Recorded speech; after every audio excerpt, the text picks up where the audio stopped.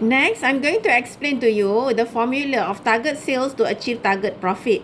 Okay, your target sales to achieve your target profit is calculated in units as total fixed cost plus your target profit divided by your contribution per unit. If you were to work that out in value, that will be divided by your CS ratio. Why the formula is as such? You can work these two, okay, based on either using the equation techniques, okay, or the contribution method just now. So if you are using the contribution method, okay, this is the formula. Why the formula is as such? Okay, that will be your total revenue. The formula that we see for CVP analysis, total revenue minus your total variable cost minus your total fixed cost gives you your profit. Okay, so total revenue will be your selling price per unit times with your quantity, okay, minus your variable cost per unit times with your quantity minus your total fixed cost gives you your profit. You factor that out, the quantity, so that will be your selling price per unit minus your variable cost per unit minus your total fixed cost equals to your profit. Remember, at break-even point, we equates your profit equals to 0. So previously, at your BEP, profit equals to 0.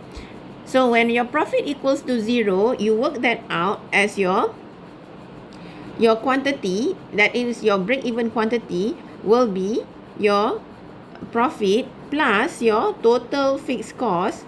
Here, this one is negative.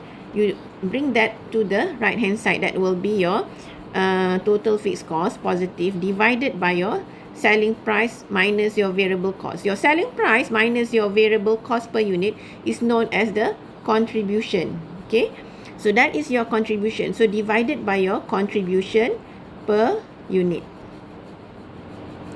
But at break-even point, we say profit equals to 0. So there is no purpose of you writing the profit. So at break-even point, you work out quantity equals to total fixed cost divided by your contribution per unit.